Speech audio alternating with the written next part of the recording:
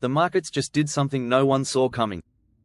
After a brutal hit from Trump's surprise tariff announcement, Wall Street is rallying back, hard.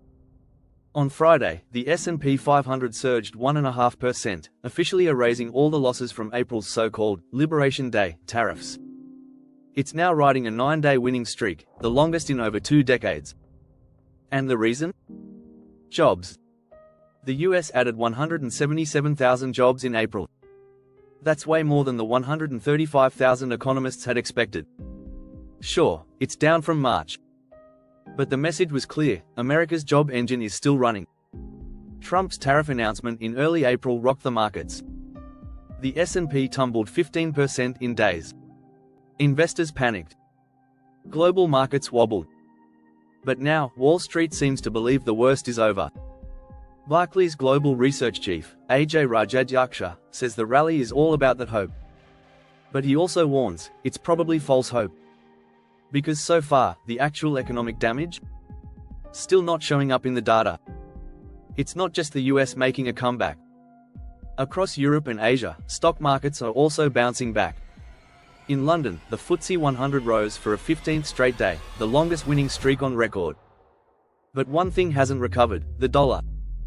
It's still down almost 4% since Trump's tariff shock. With the jobs data in, bond yields jumped. The 2-year Treasury yield rose to 3.83%.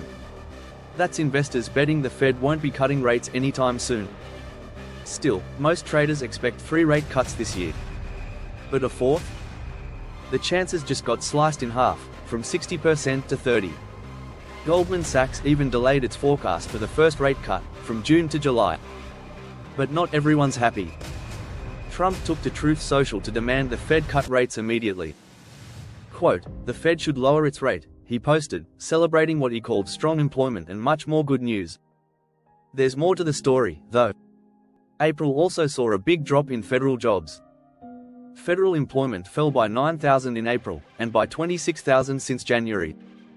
Much of that is tied to Elon Musk's Department of Government Efficiency, which has slashed public sector jobs rapidly. Oh, and March's job numbers? Revised downward. From 228,000 to 185,000. The unemployment rate stayed at 4.2%, unchanged from March. Claudia Sahm, from New Century Advisors, says Trump's economic policies might be loud, but the impact so far? Still small. She thinks the Fed will take its time before making any cuts, maybe not until late in the year. Remember, just this week we saw GDP shrink for the first time in 3 years. But that decline was mostly caused by companies rushing to import goods ahead of the new tariffs. Domestic demand? Still solid. Many economists say the real slowdown will hit in the second quarter, once the full impact of Trump's tariffs filters through. TD Securities' Gennady Goldberg summed it up well: the labor market's not deteriorating yet. But investors are still on edge. They're waiting for the next shoe to drop. The only question is, when? So what do you think?